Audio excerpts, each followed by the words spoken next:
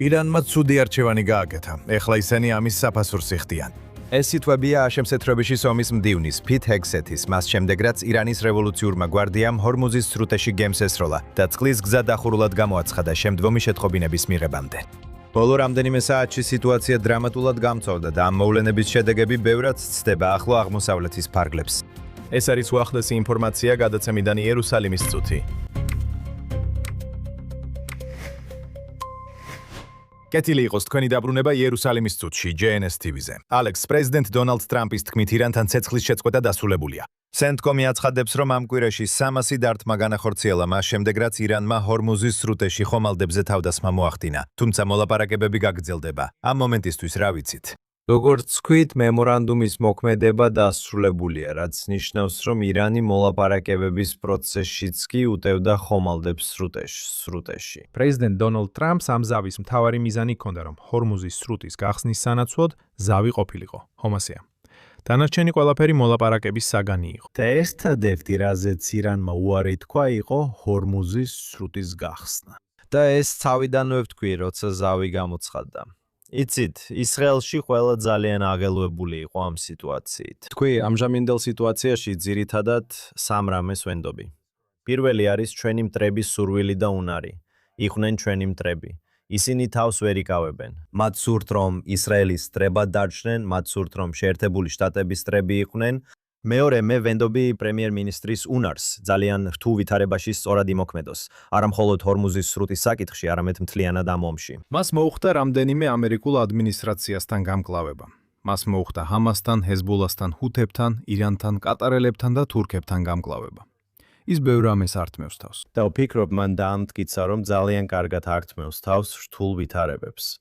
მესამე, რასაც აქ ვენდობით, არის პრეზიდენტ დონალდ ტრამპის ეგო.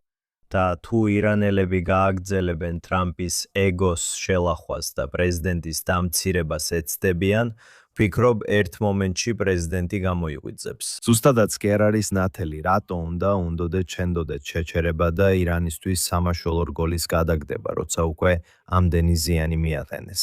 მაგრამ რა თქმა უნდა, შეერთებული შტატები და ისრაელი სამხედრო თვალსაზრისით ბევრად უფრო ძლიერები არიან ვიდრე ირანი. ამიტომ ეს პაუზა რეალურად არ აზიანებს არც შეერთებული შტატების და არც ისრაელის სამხედრო შესაძლებლობებს, თუ ბრძოლა გაგრძელება დასჭირდებებად. და ვფიქრობ, რასაც ეხო ხედავთ, არის ის, რომ პრეზიდენტს ძალიან სწრაფად ეწურება მოთმინება ირანელებთან მიმართებაში. და კიდევ ერთი რამ, რაც დასაწყისში ვთქვით, როდესაც ცეცხლის შეწყვეტა გამოცხადდა, იყო ის, რომ ისტორია არ დასრულებულა. აი ხედავთ, ისტორია არ დასრულებულა. ამავე დროს შეგიძლიათ ნახოთ, რომ პრეზიდენტი ცდილობს ირანელებს სამხედრო გზავნილი გაუგზავნოს, რათა სარწმუნო სამხედრო საფრთხე მუდმივად არსებობდეს. მაგრამ ჯერჯერობით არ ჩანს, რომ პრეზიდენტს სურს სრულმასშტაბიანად ჩაერთოს განახლებულ კონფლიქტში, რომელიც იმდენ ხანს გაგრძელდება, რამდენიც საჭირო იქნება. ეს არის სამხედრო ოპერაცია, რომელიც ირანელებისთვის გზავნილის გაგზავნას ისახავს მიზნად. ალექს, მოდი გადავხედოთ პრეზიდენტ ტრამპის ერთ-ერთ მრავალ მოკლე კომენტარს ამ კვირაში, რომელიც დიდი შვიდეულის სამიტზე გააკეთა. მან თქვა, რომ ირანელები ნაძირლები იყვნენ, ისინი მათყუარები და შეშლილები იყვნენ. მოდი ჩართოთ ეს ჩანაწერი. შეჩერებულია ცეცხლის შეწყვეტა, დასრულდა ცეცხლის შეწყვეტა, მემორანდუმი აღარ მოქმედებს. ეს ძალიან საინტერესო კითხვა. ჩემი აზრით, რომ ეს დასრულებულია. აღარ მინდა მათთან საქმე მქონდეს, ისინი ნაგავები არიან. იცი რა არის ნაგავი? ისინი ნაგავები არიან, ისინი ავადმყოფი ადამიანები არიან. მათ ავადმყოფი ადამიანები ხელმძღვანელობენ. და ისინი ბოროტი, ძალადობრივი ადამიანები არიან. და რომ მქონდეთ ბირთვული იარაღი, გამოიყენებდნენ მას. რაც შემეხება მე, ეს დასრულებულია. ჩვენს მომლაპარაკებლებთან ვილაპარაკებ. მათთან ურთიერთობა დროის კარგვაა. ისინი მატყუარები არიან. ვაკეთებთ შეთანხმებას. და მე რა, თუ მასთან შევთანხმდები, გვაქვს შეთანხმება. და ის გადის, ის ლაპარაკობს. ვაკეთებთ შეთანხმებას. ყველა მოგებულია. ბირთვული იარაღი არ იქნება. შეთანხმებას გავაფორმებთ. ისინი გარეთ გადიან, პრესასთან ლაპარაკობენ. ამბობენ, რომ ამაზე საერთოდ არ გვილაპარაკია. რაღაცა არ აქვს წესრიგში. ისინი გიჟები არიან. რაც შემეხება მე, ყველაფერი დასრულებულია. ეს ნიშნავს, რომ ირანთან მოლაპარაკებები აღარ განახლდება. არ მაინტერესებს, შეუძლიათ ილაპარაკონ, მაგრამ ვფიქრობ, დროს ფუჭად ხარჯავენ. ისინი მათყუარა ხალხია. ასე რომ პრეზიდენტმა ამას იქ ყურადღება მიაქცია. მოლაპარაკებები გაგრძელდება, მაგრამ ცეცხლის შეწყვეტა ურთიერთგაგების მემორანდუმი დასრულებულია. ხო, იცით, ვფიქრობ, ხშირად უყურებთ პრეზიდენტ ტრამპს და ის ტრაბახობს და იცით, აზვიადებს სიტუაციას. ვფიქრობ, ეს ერთ-ერთი ყველაზე გამორჩეული ფრაზაა, რაც პრეზიდენტისგან დიდი ხანია მოგვისმენია. და ვეთანხმები თითოეულ სიტყვას, რასაც აქ ამბობს. და იცით, კითხვა ისა, რატო ფიქრობდა, რომ ირანელებთან მოლაპარაკება შეიძლებოდა? იცით, არსებობს ნაწერები ირანელების მოლაპარაკების ქცევაზე. ეს არის ისეთი რამ, რომ აქ ირანელების მოლაპარაკების სტრატეგიაში დოქტორის ხარისხსაც კი აიღებ. ისინი სუსტ პოზიციიდან აწარმოებენ მოლაპარაკებებს. ეს ერთადერთი დროა, როცა ირანი მოლაპარაკებებში შედის, საკუთარი თავის გადასარჩენად და შესანარჩუნებლად. და რასაც ისინი ცდილობენ, არის მოლაპარაკებების გაწელვა და ვითარების გათანაბრება. თვითონ ტრამპსაც კი ჰკითხეს ამის შესახებ რამდენიმე კვირის წინ. ის პირდაპირ ციტირებული იყო, როცა მას კითხვით უპასუხეს, რადგან 2020 წელს თქვა, რომ ირანელებს ომი არასდროს მოუგიათ, მაგრამ მოლაპარაკება არასდროს წაუგიათ. ასე რომ, კითხვა ასეთია, რატომ აწარმოებთ მათთან მოლაპარაკებებს საერთოდ? და აქ ის ამბობს, რომ ისინი მატყუარები არიან, თაღლითები, ნაძირლები. და მან თქვა, რომ ურთიერთგაგების მემორანდუმი დასრულებულია. ეხლა კითხვა ასეთია, რატომ აგრძელებთ მოლაპარაკებებს? და მან თქვა, მგონი თქვა, რომ უიტკოფი და კუშნერი კარგი ადამიანები არიან, მაგრამ საბოლოოდ ისინი პრეზიდენტთან აწარმოებენ მოლაპარაკებებს. მან თქვა, შეიძლება მათ ესაუბრონ, მაგრამ ფიქრობს, რომ ყველაფერი დასრულებულია. ასე რომ, რთულია ზუსტად იცოდე, რას ფიქრობს ამ საკითხზე, ან რა სურს ნახოს. ცხადად ჩანს, რომ მას არ უნდა ბრძოლაში სრულად დაბრუნება. მაგრამ აქ ახლო აღმოსავლური მეთოდების ნამდვილ სიმწარეს საკუთარ თავზე გრძნობს. რაც იმას ნიშნავს, რომ ირანელები ცდილობენ მაქსიმალური სარგებელი მიიღონ და შეარწყვინონ შეერთებული შტატები. განსაკუთრებით კი პრეზიდენტი თავიანთი მოლაპარაკების სტრატეგიით. უბრალოდ რომ გაჩვენოთ, როგორ ტყუიან ირანელები სრულიად, გუშინ თქვეს, რომ ჰორმუზის სრუტეში გემებზე მათი თავდასხმები იყო შემთხვევითობა, შეცდომა. და შემდეგ დღეს დილით მათ ფაქტობრივად გამოაცხადეს, რომ ჰორმუზის სრუტე დახურეს. და შემდეგ კიდევ ერთ გემს დაესხნენ თავს. ასე რომ აშკარა ეს შეცდომა არ არის. ეს არის განზრახული თავდასხმები. და მათ ასევე გაუშვეს რაკეტები სხვადასხვა ქვეყანაში, ისევ ახლო აღმოსავლეთში, ბარეინში, ქუვეითში, იორდანიაში. და ახლა ხალხი სვამს კითხვას. ხოლო დროის საკითხია, როდის ისრაელზე გადაიტანენ ყურადღებას. ხო, გულისხმობ, ფიქრობ, სანამ სამხედრო სტრატეგიაზე გადავიდოდეთ, უნდა მოусმინოთ ექსპერტებს ამ საკითხზე. ორი ექსპერტი, რომლებსაც წლების განმავლობაში უსმენდი, არიან დოქტორი ჰაროლდ რუდი, რომელიც რევოლუციამდე ირანში ცხოვრობდა და მრავალი წლის განმავლობაში ირანის საკითხზე მუშაობდა. ის პენტაგონში მუშაობდა, ასევე ბერნარდ ლუისი, რომელიც ახლო აღმოსავლეთის წამყვანი მეცნიერი იყო კულტურასა და ფილოსოფიაში. ორივესთან ჰქონდა ინტერვიუ, ისევე როგორც კიდევ დაახლოებით 15 ადამიანთან დოკუმენტურ ფილმში, რომელიც 2010 წელს გადავიღე და ირანიუმი ერქვა. და მთავარი აზრი, რომელიც ამ დოკუმენტარიდან გამოვიდა, არის ის, რომ მათ ნდობა არ შეიძლება. გარანტირებული ურთიერთგანადგურება, როგორც შეერთებულ შტატებს ჰქონდა საბჭოთა კავშირთან, ირანელებთან არ მუშაობს, იმიტომ რომ მათ აქვთ რელიგიური ფილოსოფია. ეს ნიშნავს, რომ თუ ისინი დიდ კონფლიქტში ჩაებმებიან, მათი რელიგიური რწმენით, მათი მესია მოვა. და ყველა ამბობს, იცით, ცდილობენ ამას დაუპირისპირდნენ იმით, რომ ირანელები რაციონალური სუბიექტები არიან. კარგი, თუ ირანელები არები აქ რაციონალურად მოქმედებენ, შეხედეთ, რას თავაზობს შეერთებული შტატები. იცით, ისინი სთავაზობენ სანქციების მოხსნას, ისინი სთავაზობენ ფულის შემოდინებას, ისინი სთავაზობენ ირანის დაბრუნებას საერთაშორისო თანამეგობრობაში. და ერთადერთი, რასაც შეერთებული შტატები სანაცვლოდ ითხოვს, არის თავისუფალი გადაზიდვები, როგორც ომამდე იყო. და ბირთვული იარაღის არქონა. და ძალიან ნათლად ხედავთ, რომ ირანელები არ არიან მზად უარი თქვან თავიანთ ბირთვულ პროგრამაზე. თუნდაც ეს ბირთვული პროგრამა პრაქტიკულად განადგურებული იყოს და ისინი არ არიან მზად გახსნან ჰორმუზის სრუტე. ასე რომ თქვენ ეს უკვე ახსენეთ. იცით, რატომ უნდა გააგრძელოს პრეზიდენტმა ტრამპმა მოლაპარაკებები? ყველაფერს ზემოთ თქმულთან ერთად ისრაელმა რეალურად გამოავლინა შეთქმულება პრეზიდენტ ტრამპის მკვლელობის მიზნით.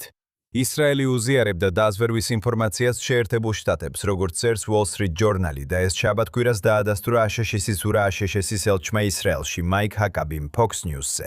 მოდით ვნახოთ ეს ვიდეო. ამ კვირაში ისრაელის დაზვერვა მაცნობა ჩვენს მხარეს, პრეზიდენტს და ჩვენს ოფიციალურ პირებს, რომ არსებობდა ძალიან კონკრეტული შეთქმულება, რომელიც მიზნად ისახავდა პრეზიდენტ ტრამპის მოკვლას. ეს საკმაოდ სერიოზულია. იცით, ესეთ განცხადებებს უბრალოდ ვერ გააკეთებ. ფიქრობ, მნიშვნელოვანია ამერიკელებმა გაიგონ, რომ ის, რასაც ირანელები ამბობენ და აკეთებენ, არაფერია ახალი იმასთან შედარებით, რასაც ისინი 47 წლის განმავლობაში აკეთებდნენ. აი პრეზიდენტ დონალდ ტრამპის მკვლელობის შეთქმულება. პრეზიდენტმა შაბათ-კვირას Truth Social-ზე უპასუხა და განაცხადა, რომ მას აქვს 1000 რაკეტა მზადყოფნაში, რომლებიც მიმართულია ირანის ისლამური რესპუბლიკისკენ და 1000-ობით სხვა რაკეტა მზადაა დაუყოვნებლივ გახვეს. მან ეს განცხადება დაასრულა სიტყვებით: დიდება ალლაჰს, ხელმოწერილი შეერთებული შტატების პრეზიდენტის მიერ.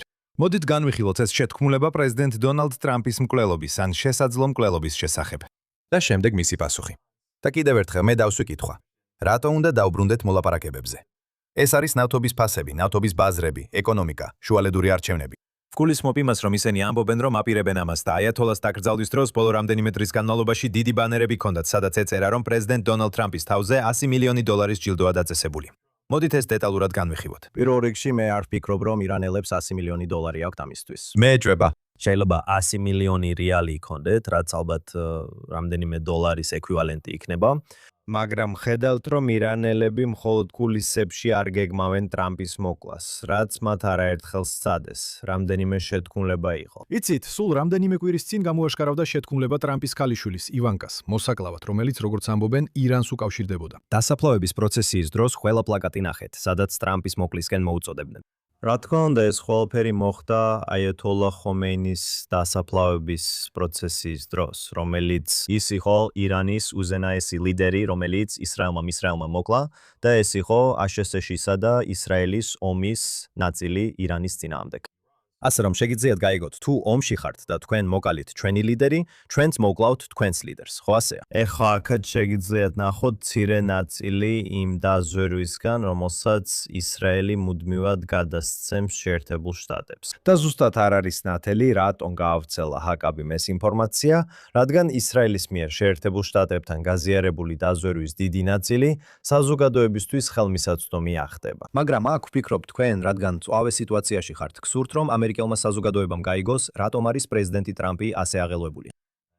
არსებობს რეალური წარმოუდგენელი საფრთხები ტრამპის მიმართ. ისინი ცდილობენ შეერთებული შტატების პრეზიდენტის მოკლას. პრეზიდენტმა უკვე რამდენიმე მკვლელობის მცდელობა გადაიტანა. მან ისაუბრა იმაზე, რომ შეერთებული შტატების პრეზიდენტობა დღეს ერთ-ერთი ყველაზე საშიში პროფესიაა, სიკვდილისა და მკვლელობის რისკის თვალსაზრისით. ეს სიმართლე. და ჩვენ უბრალოდ უნდა დაველოდოთ, იცით როგორ განვითარდება ეს ამბავი. ალექს, როგორც თქვით, ირანის სხვა ახლო აღმოსავლეთის ქვეყნებსაც დაესხა თავს.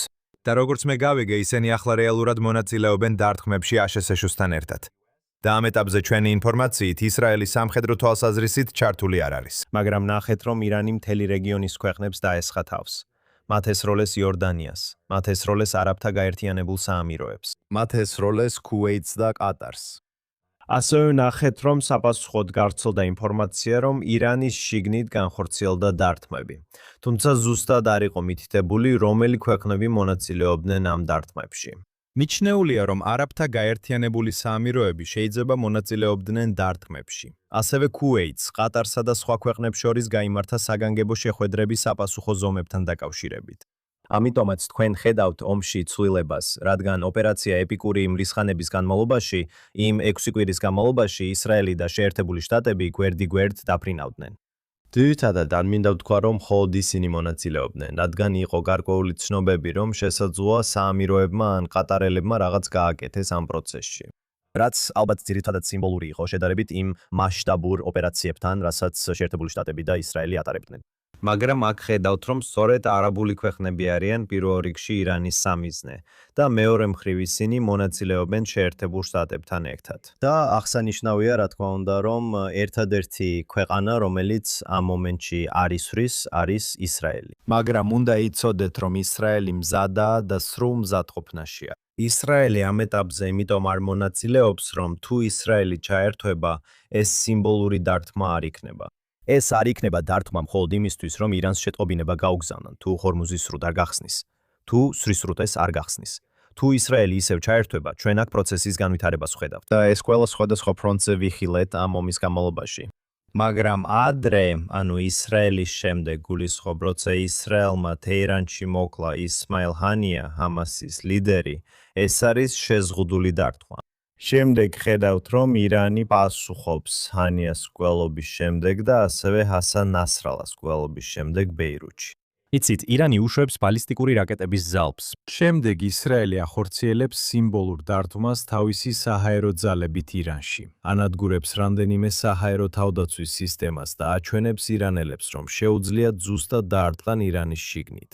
შემდეგ ხედავთ 12 დღიან ომს, სადაც ისრაელი ურტყამს სტრატეგიულ ობიექტებს, რასაც მოჰყვა შეერთებული შტატების ოპერაცია შუაღამის ჩაქუჩი, სადაც B2 ბომბდამშენებმა დაარტყეს ფორდოს მიწისქვეშა ბირთვულ რეაქტორს. შემდეგ ნახეთ 6 კვირიანი კამპანია შეერთებულ შტატებთან ერთად.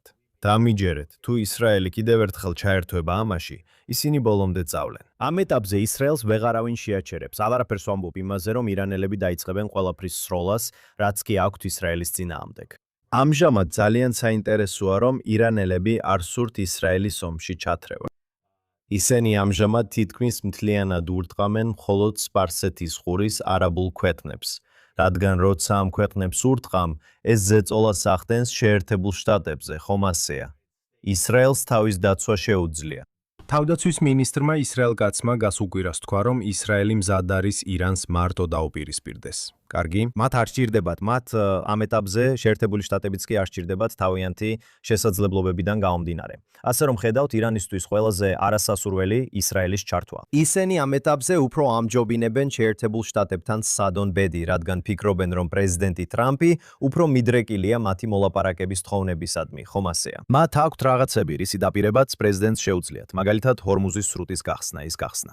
ისრაელს არ აინტერესებს ჰორმუზის სრუტე ღია თუ არა. ისრაელი თავის გაზს ან ნავთობს ჰორმუზის სრუტით არიღებს. ისინი ირანს ეგზისტენციურ საფრთხედ აღიქმენ. სრუტე მათთვის მნიშვნელობა არ აქვს. არც პრეზიდენტის ეგო აინტერესებთ, არც ნეთანიაუს ეგო. აქ ეგოს საკითხი არ დგას. ამიტომ ირანელები არ სურთ ისრაელის ჩართვა, რადგან თუ ისრაელი ჩაერთვება, ისინი დარჩენილ ხელმძღვანელობას გაანადგურებენ. ისინი ყველაფერს გააკეთებენ, რომ საბოლოოდ ამ რეჟიმის დამხობა გამოიწვიონ. ამიტომ ირანელები ამბობენ, მოდი ვცადოთ ბედი შეერთებულ შტატებთან. და ეს საინტერესოა, რადგან შეერთებული შტატები ბევრად უფრო ძლიერი ძალაა, ვიდრე ისრაელის სახელმწიფო. მაგრამ გარკვეულ ასპექტებში ისრაელი ირანისთვის ბევრად უფრო ძლიერი საფრთხეა, ვიდრე თვითონ შეერთებული შტატები. დიახ, ალექს, როგორც შენ თქვი, ისრაელი მზადაა და მობილიზებულია. და მეორე მხრივ ისრაელის თავდაცვის ძალები აცხადებენ, რომ ისინი მზად არიან ნებისმიერი სცენარისთვის, თუ ირანი მართლაც დაიწყებს რაკეტების გაშვებას კიდევ ერთხელ. დიახ, და მხოლოდ იმიტომ, რომ ისრაელი ახლა პროცესში ჩართული არ არის, ეს არ ნიშნავს, რომ ისრაელი დიდხანს დარჩება პროცესს გარეთ, ხომ ასეა? დიახ, ეს შეიძლება წამში შეიცვალოს. ეს შეიძლება რამდენიმე მიზეზის გამო შეიცვალოს. შეიძლება შეიცვალოს თუ ირანი ისრაელზე გაისვრის. ისევ ეს იქნება ტრიგერი, რომელიც ისრაელს ამ ომში დააბრუნებს.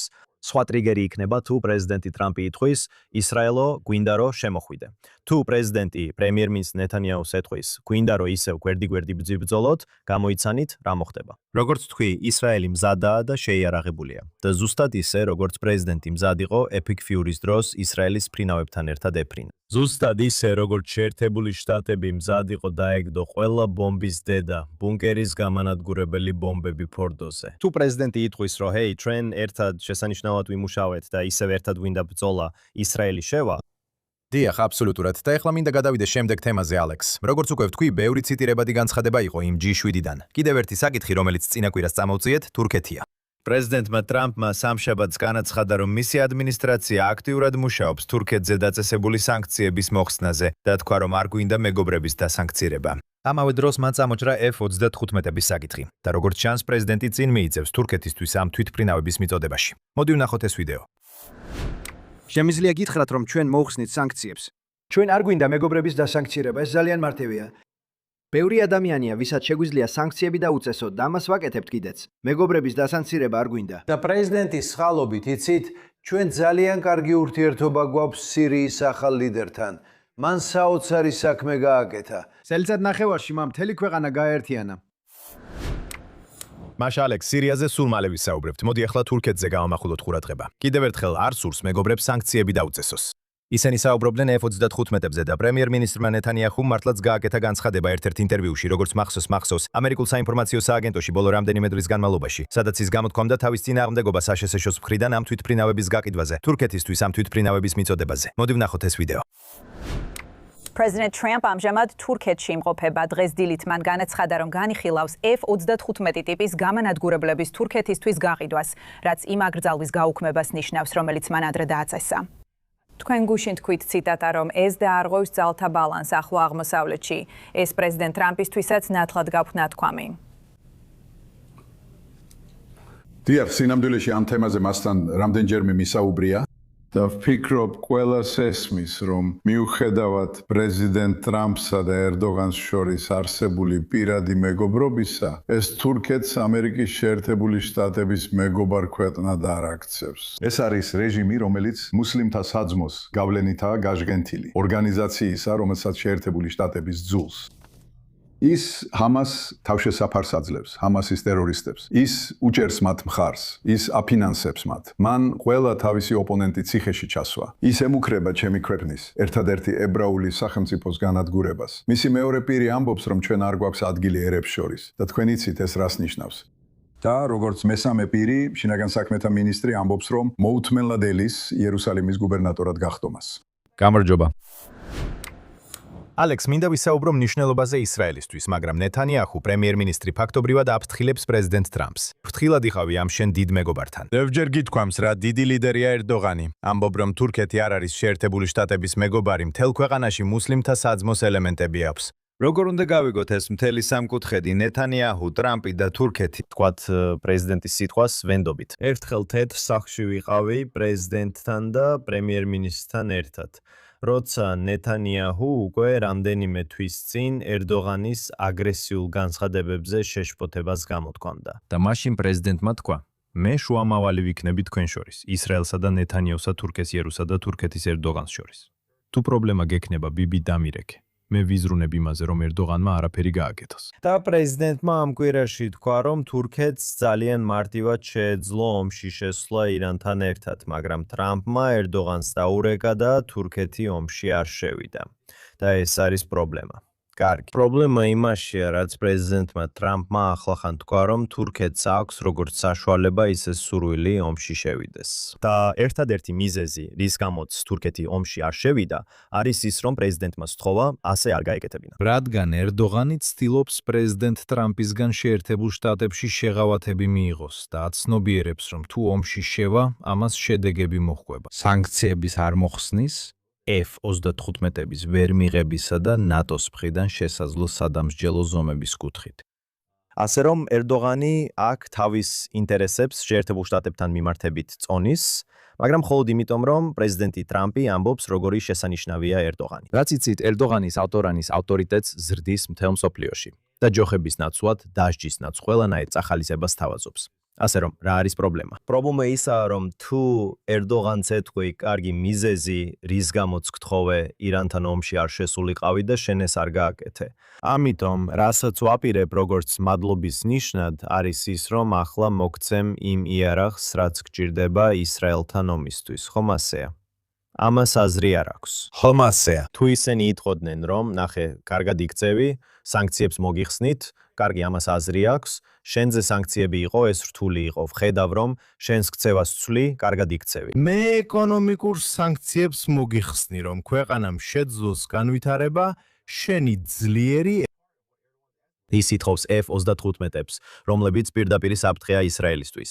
ასევე აღვნიშნეთ, რომ ეს სანქციები დაწესდა იმიტომ, რომ თურქეთი ყიდულობს S-400-ის საჰაერო თავდაცვის სისტემებს, ხომ ასეა? ასე რომ, აქ ასევე არსებობს სადაზვერვო საფრთხეც. თუ S-400-ები მოხდება. გამოცდიან F-35-ებს თურქეთის ცაზე, ხომ გესმით? თქვენ აწვდით ინფორმაციას F-35-ების უხილავი თვისებების შესახებ რუსებს. ეს ისაა, რაც აქ სურთ გააკეთოთ, ხომ ასეა? რადგან რუსეთი უკრაინას ებრძვის. ეს საფრთხეა ევროპისთვის, ეს საფრთხეა ნატოსთვისაც. ასე რომ არც იქ გსურთ რუსეთს რაიმე უპირატესობა მისცეთ. ესე რომ მე ვფიქრობ, აქ პრობლემა არსებობს, რადგან თქვათ, რომ ტრამპი მართალია და მას აქვს ესეთი ურთიერთობა ერდოღანთან. მას შეუძლია ერდოღანი უკან დააბრუნოს ამ საფრთხის ზღვარიდან. ეს უკვე საკმაოდ შორს არის დასული, რადგან ერდოღანი და მისი მოადგილეები ახლა ძალიან უკიდურეს განცხადებებს აკეთებენ, ისეთებს, როგორცაც ირანისგან ვისმენდით მრავალი წლის განმავლობაში. და ერთი რამ, რაც პრემიერ-მინისტრმა ნეთანიაჰუმ თქვა, არის ის, რომ როდესაც ისინი ამბობენ, რომ უნდათ რუკიდან გაგაქრონ, სერიოზულად უნდა მიიღო ეს განცხადება. მოდით ვთქვათ, რომ ტრამპს შეუძლია ერდოღანი შეაჩეროს. ტრამპ დიდხანს აღარ იქნება პრეზიდენტი. და კიდევ ერთი რამ არის ის, რასაც ნეთანიაჰუ აქ აღნიშნავდა, რომ მეორე კაცი ფიდანი, თურქეთის საგარეო საქმეთა მინისტრი, თურქეთის შინაგან საქმეთა მინისტრი, ესენი არიან ერდოღანის პოტენციური მემკვიდრეები. და თუ ფიქრობ, რომ ერდოღანი ექსტრემისტია, შეხედეთ მის მემკვიდრეებს. ისინი ნაკლებად ექსტრემისტები არ არიან. ისინი უფრო რაციონალურებიც არ არიან. სინამდვილეში ისინი კიდევ უფრო აგრესიულები არიან ისრაელის წინააღმდეგ, მათი პრეტენზიებით და სურვილით, ახლო აღმოსავლეთში ოსმალეთის იმპერია აღადგინონ. ალექს, ამავე დროს სამიტზე პრეზიდენტი ტრამპი შეხვდა სირიის პრეზიდენტ აჰმედ ალ-შარას, რომელიც ასევე ცნობილია როგორც ალ-ჯოლანი და ეს იყო პირველი შემთხვევა ბოლო 25 წლის განმავლობაში, როცა აშშ-ის პრეზიდენტი შეხვდა სირიის ლიდერს. ანუ შენ ნახე ისინი იქ. ეს უფრო ძმაკაცობას გავს, თუ გინდა ასე დაარქვი პრეზიდენტ ტრამპსა და ალ-შარას შორის. ასევე ვფიქრობ, ძალიან მნიშვნელოვანია, რომ პრეზიდენტ ტრამპს კითხეს სირიასა და აშშ-ის ტერორიზმის სიაზე. და პრეზიდენტმა თქვა, ციტატა, სირია ძალიან სტაბილური გახდა. ის ნამდვილად დასტაბილურდა და ჩვენ ამით ვამაყობთ. და ის განიხილავს სირიის ამოღებას ტერორიზმის სიიდან. პრეზიდენტს ძალიან მოსწონს ალ-შარა. ანუ მან ეს ძალიან ნათლად დააფიქსირა. თუ რეგიონს გადახედავთ, ჩანს რომ შეერთებული შტატების პრეზიდენტი პატივსცემს ძლიერ ლიდერებს. ის პატივსცემს ერდოღანს, პატივსცემს ალ-შარას. ის პატივსცემს კატარის ალთანის, ის პატივსცემს პაკისტანის ფელდმარშალს. და გარკვეულწილად ხედავთ მას ასევე უზარმაზარი პატივისცემა აქვს ნეთანიაჰუს მიმართ. თუნდაც არ ეთანხმებოდეს ნეთანიაჰუს, მას პატივსცემს, რადგან ნეთანიაჰუ ძლიერია. იცით, რაც შეეხება იმას, რაც ალ-შარამ გააკეთა სირიაში, როგორ შექმნა მან სტაბილურობა? შიშის გამოწვევით. ანუ მათ მოკლეს ალავიტები, მათ მოკლეს ქრისტიანები, მათ მოკლეს დრუზები. ისრაელმა ფაქტობრივად სირიის შიგნით მოუწია თავდასხმა, რათა დაეცვა იქ ცხოვრები დრუზების უმცირესობა. გახსოვდეთ, რომ ისრაელში მგონი დაახლოებით 150,000 დრუზი ცხოვრობს. ასე რომ იცით, ისრაელი იღებს ზომებს ამ უმცირესობების დასაცავად. ბოლო რამდენიმე თვეში, აქედან რასაც ვაკვირდებით, შედარებით მშვიდი მდგომარეობაა. ვიცით თუ არა, რომ ალ-შარა მშვიდობის სანდო პარტნიორია? არ ვფიქრობ, რომ არსებობს რაიმე მიზეზი ვივარაუდოთ, რომ ვინმე, ვისაც თურქეთი უჭერს მხარს და რომელსაც სულ მცირე წარსულში ალ-ქაიდასთან ჰქონდა კავშირები, უნდა იყოს სანდო. მაგრამ პრეზიდენტ ტრამპისთვის სიტუაცია თითქოს ოდნავ დასტაბილურდა. და ვფიქრობ, როგორც ბაშარ ასადის ალტერნატივა, შეიძლება სიტუაცია აუცილებლად არ იყოს უარესი. მაგრამ ნამდვილად იცით ეს ასე. ეს იმ შემთხვევათაგანია, როცა ფიქრობ, სჯობს თუ არა ნაცნობი ეშმაკი, უცნობ ეშმაკს. და ჩვენ უკვე ვეჩვევით ალ-შარასთან ურთიერთობას. ეხლა ალ-შარა ის ეშმაკია, რომელსაც ვიცნობთ. დიახ, აბსოლუტურად. ამავე დროს ალექს, მინდა ჩვენი ყურადღება გავამახვილოთ ღაზაზე თუ შეიძლება. ტრამპის მშვიდობის საბჭო ამზადებს პილოტურ ჰუმანიტარულ ზონას სამხრეთ ღაზაში, რათა შეიფარონ ისინი, ვისაც ისინი უწოდებენ გადამოწმებულ პალესტინელ სამოქალაქო პირებს ჰამასის კონტროლს მიღმა. გეგმის მიხედვით მიზანია შეიქმნას უსაფრთხო ჰუმანიტარული ზონები, სადაც სამოქალაქო პირებს ექნებათ თავშესაფარი და ძირითადი სერვისები ჰამასის კონტროლს მიღმა. ამასობაში, როგორც წყაროები აქ ამბობენ, გრძელდება უფრო ფართო პროცესი მმართველობის, უსაფრთხოების და განიარაღების მიმართულებით. ასე რომ, ეს ზონა, როგორც ხვდები, პრეზიდენტ დონალდ ტრამპის 20 პუნქტიანი გეგმის მეორე ეტაპის ნაწილია. ჰამასი კვლავ აცხადებს, რომ განიარაღებას არ აპირებს, მაგრამ როგორც ჩანს, მშვიდობის საბჭო, როგორც ჩანს, ღაზაში ადგილზე აქტიურად ჩაერთვება. თეორიულად, ჰუმანიტარული ზონის მთელი კონცეფცია პრობლემური არ არის, ხო ასეა? თუ უზრუნველყოფილი იქნება, რომ ეს იქნება ჰამასისგან თავისუფალი ზონა, რომ ეს იქნება ძალადობისგან თავისუფალი ზონა. თუ თქვენ საუბრობთ თავშესაფრის უზრუნველყოფაზე, რაც გულისხმობს კარვებსა და საკვებს, იცით, მე არ ვფიქრობ, რომ ისრაელი ამაზე დიდად იჩივლებს. მე ვფიქრობ, რომ აქ თავარი საკითხია ის, რომ ნათქვამია ზონას მართავს აშშ-ის მხარდაჭერილი ღაზის ადმინისტრირების ეროვნული კომიტეტი, NCAG, და ასევე უზრუნველყოფს უსაფრთხოებას მრავალ ეროვნული საერთაშორისო სტაბილიზაციის ძალა, ISF. ასე რომ, კითხვა ესეთია, რა არის ეს NCAG, რა არის ეს კომიტეტი? მას პალესტინელები უხელმთვალებენ და კითხვა ისაა, ეს უბრალოდ ჰამასის საფარია? მთავარი საფრთხე აქ ისაა, რომ ჰამასი იტყვის, კარგი, თქვენ გაიმარჯვეთ, ჩვენ აღარ მართავთ. კარგი. ეხლა ზოგი პალესტინელი დანიშნეს ხელმძღვანელად და ისინი არიან მმართველი კომიტეტი, არა ჩვენ. მაგრამ ჰამასი სრულად არ განაიარაღდება. და ეს ეროვნული კომიტეტი ღაზის მართვისთვის ქმნის რაღაც სახის საფარს, რომ ჰამას მისცეს მოქმედების საშუალება. განსაკუთრებით იმიტომ, რომ გარკვეულ ანგარიშებში განხილულია, რომ ღაზის მართვის ეროვნული კომიტეტი აპირებს, ონული კომიტეტი აპირებს ჰამასთან თანამშრომლობას. ხომ ასეა? ასე რომ კითხვა ესეთია. ეს თითქოს ტერორისტებია ტერორისტების წინააღმდეგ, ოღონდ კოსტიუმებში. იცით, ეს ყოველთვის იყო განსხვავება ჰამასსა და პალესტინის ხელისუფლებას შორის. ხელისუფლება. მამუდ აბასი ტერორისტია, მაგრამ ის კოსტიუმს იცვამს, განსხვავებით იასირ არაფატისგან, რომელიც ყოველთვის ქეფიეს ატარებდა და პისტოლეტს აფრიალებდა. ასე რომ მამუდ აბასი ამბობს: იცით, მე განსხვავებული ვარ, მე ზომიერი ვარ. შემომხედეთ, კოსტიუმი მაცვია. მაგრამ ის უბრალოდ აგძელებს იასირ არაფატის მიზნების განხორციელებას. უბრალოდ ამას კოსტიუმში აკეთებს. ალ-შარა ტერორისტია, რომელმაც გადაწყვიტა კოსტიუმი ჩაეცვა. აი ეს არის საფრთხე. და მეორე საფრთხე ისაა, რომ თუ ჰუმანიტარული დახმარების ზონა კარგად იმუშავებს, იქნება საერთაშორისო სტაბილიზაციის ძალა, მშვიდობის საბჭო იტყვის. ჰეი, წინ მივდივართ. ნახეთ, ჰამასი ეხლა ჩუმადაა, შეგვიძლია მათთან გამკლავება. მოდით ახლა აღდგენის პროცესი დავიწყოთ. და თუ ეს მოხდება ჰამასის სრული განიარადების გარეშე, ეს პრობლემა. თუ ეს მოხდება დერადიკალიზაციის პროგრამის გარეშე, ესეც პრობლემა. და ჩვენ უკვე ვიხილეთ ადრე გავრცელებული ინფორმაცია, რომ ჯეისონ ოლსონმა, რომელიც დერადიკალიზაციის პროგრამაზე იყო პასუხისმგებელი, თანამდებობა დატოვა. რადგან მან გაიგო, რომ კატარელების გავლენა გაზას სექტორის შიდა საქმეებში გადაჭარბებულად არის წარმოჩენილი. ამიტომ ბევრი რამ გვაქვს სანერვიულო. თუ მხოლოდ საკვებზე, კაროებსა და ჰუმანიტარულ ზონაზე ვსაუბრობთ, იცით, ეს ისაა, რასაც შეერთებული შტატები ომის დროსაც კი ცდილობდა. და ისრაელი ყოველთვის მზად იყო ჰუმანიტარული დახმარების ხელშეწყობისთვის. ეს გადაწყვეტილება მათ ომის დასაწყისშივე მიიღეს, ჰუმანიტარული დახმარების გაწევა, პარალელურად ტერორისტების წინააღმდეგ ბრძოლასთან ერთად. ასე რომ ისრაელი ჰუმანიტარული დახმარების მიწოდებას შეუწყობს ხელს. ისრაელი ჰუმანიტარული დახმარების წინააღმდეგი არ არის. Problems is that განიარაღდებიან თუ არა ტერორისტები. ალექს, გადავიდეთ შემდეგზე. ბოლო დროს ნიუ-იორკის მერმა ზორ ჰამადანიმ თქვა, კი, მე უჭერ მხარს ისრაელის სახელმწიფოს, მაგრამ არ უჭერ მხარს ისრაელს, როგორც ებრაულ სახელმწიფოს. ამ კვირაში პრემიერ-მინისტრმა ნეთანიაჰუმ უპასუხა ამ ინტერვიუში CNN-ზე. მოდით ნახოთ ეს კლიპი. ის მოხერხებულად ივიწყებს, რომ ახლო აღმოსავლეთში ერთადერთი დემოკრატია ისრაელია. ჩვენი მოქალაქეების 20% სინამდვილეში მუსლიმია. ეც არ არის. ისინი უზენაეს სასამართლოში ცხედან. ისინი არიან ქნესეთში, ჩვენს პარლამენტში. ისინი ყველა სფეროში მონაწილეობენ. ეს არის ერთადერთი ადგილი ახლო აღმოსავლეთში, სადაც რეალურად არსებობს ის თანასწორობა, რაზეც ის საუბრობს. მაგრამ მან ან მისმა მხარდამჭერებმა ხარი დაუჭირეს ჰამას. ამ ადამიანებს, რომლებმაც ხალხი მოკლეს, ჩვენს კაცებს თავი მოკვეთეს, ჩვენს ქალებს გააუპატიურეს და შემდეგ მოკლეს. შვილები ცოცხლად დაწვეს და ასე შემდეგ. მან თქვა, მდინარიდან ზღვამდე ის მათ მხარს უჭერს. ეს არის. ეს უბრალოდ ცინიზმი არ არის. გულისხმობ ეს სასაცილოა. ეს აბსურდია. აი ესეა, მამდანი კამერის წინ ამბობს. კი, მე მხმარ მხარს უჭერ ისრაელის სახელმწიფოს, მაგრამ არ უჭერ მხარს არც ერთ ქვეყანას, რომელიც საკუთარ თავს რომელიმე მთავარ რელიგიასთან რელიგიური კავშირის მიხედვით განსაზღვროს. მიუხედავად იმისა, რომ სოფლიოში ამდენი მუსლიმური ქვეყანაა, ოფიციალურად ქრისტიანული ქული ქვეყნებიც არის, მას მაინც პრობლემა აქვს ერთადერთ ებრაულ სახელმწიფოსთან. ხო, დარწმუნებული ვარ მამდანი საუდის არაბეთსაც და რა თქმა უნდა, ყველა სხვა რელიგიურ ქვეყანასაც ეწინააღმდეგება. მან ნამდვილად გააკრიტიკა ისინი. ხო, მართალია. ესე რომ სოფლიოში ერთი ქვეყანაა, რომელიც ებრაული სახელმწიფოა და მამდანისთვის ისრაელში სწორედ ის არის მიუღებელი, რომ ის ებრაული სახელმწიფოა. თუ ეს ებრაული სახელმწიფო არ იქნებოდა, ალბათ შეიძლება მხარსაც დაუჭერდა.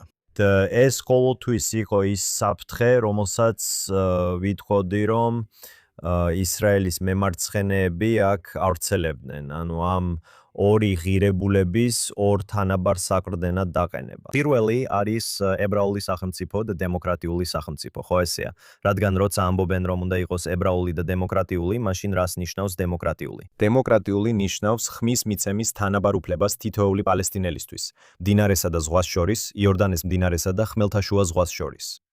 მიეცით მათ ქნესეთის არჩევნებში ხმის მიცემის უფლება, რათა ხელმძღვანელობა აირჩიონ.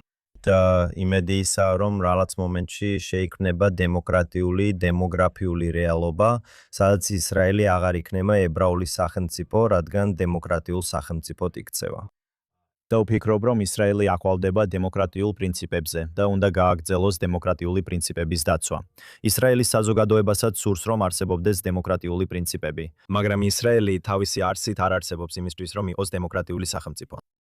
ის თავისი არსით არსებობს იმისთვის, რომ იყოს ებრაული სახელმწიფო. მართლობის სისტემა, რომელიც კარგია ისრაელისთვის, არის დემოკრატია და ისრაელმა უნდა შეინარჩუნოს ერთგულება დემოკრატიული პრინციპების მიმართ. მიუხედავად იმისა, რომ ისრაელში კონსტიტუცია არ არსებობს. თქვენ არ გაქვთ ძალაუფლებათა ბალანსი აღმასრულებელ და სასამართლო ხელისუფლებას შორის. საკანონმდებლო და აღმასრულებელი ხელისუფლების შტოები ერთია. თქვენ არ გაქვთ შტატების წარმომადგენლობა. პარტიებში არ ტარდება პრაიმერები. არსებობს ბევრი მიზეზი, რატომაც ისრაელი ძალიან ხარვეზიანი დემოკრატია. და ეს სხვა პოდკასტის თემაა, მაგრამ სასიამოვნოა, რომ ნეთანიაჰუ მამდანის წინააღმდეგ საჯაროდ გამოდის. იცით, მამდანი უბრალოდ მოძულია. ის ყოველთვის იპოვის მიზეზებს, რომ არ დაუჭიროს მხარი ისრაელის სახელმწიფოს. თუ ნეთანიაჰუ უბრალოდ იტყვის, რომ ისრაელი დემოკრატიული ქვეყანაა, მამდანი დამიჯერე. მას ამაზეც ექნება პასუხი. კიდევ ერთი მიზეზი, რატომაც არ უნდა დაუჭიროს მხარი ისრაელის სახელმწიფოს. აბსოლუტურად. ის არ არის ისრაელის სახელმწიფოს ან ებრაელი ხალხის მეგობარი. ალექს, გვაქვს სასტრაფო ამბავი. სამწუხაროდ ეს ცუდი ამბავია. ეს ინფორმაცია ახლახან მივიღეთ, როცა ჩაწერას ვიწყებდით. სამხრეთ კაროლინის სენატორი ლინდსი გრემი ღამით გარდაიცვალა, როგორც ანგარიში წერია, მოკლე და უეცარი ავადმყოფობის შედეგად. სენატორი გრემი, რა თქმა უნდა, ცნობილია როგორც ისრაელის სახელმწიფოს მტკიცე მხარდამჭერი და ასევე ისრაელის უფლების დამცველი, ირანს თავდაცვითი დართმა მიაყენოს. ქონდა შესაძლებლობა მესაუბრა სენატორ გრემთან, მასთან კითხვები დამესვა JNS-ის სახელით დაახლოებით 1 წლის წინ იერუსალიმში, კინგ დევიდის სასტუმროში. არაერთხელ მომისმენია მისი გამოსვლა. ასე რომ ისრაელმა ნამდვილი მეგობარი დაკარგა ამ შაბათ-კვირას. ასევე მეც არაერთხელ ჩამიტარებია ინტერვიუ სენატორ გრაჰემთან, რადგან სენატორი გრაჰემი იმ სენატორთა შორის იყო, ვინც ყველაზე ხშირად ჩამოდიოდა ისრაელში. ის წელიწადში რამდენჯერმე ჩამოდიოდა ისრაელში. ის ერთ-ერთი უკანასკნელია, ვინც ნამდვილად პროისრაელელი სენატორია.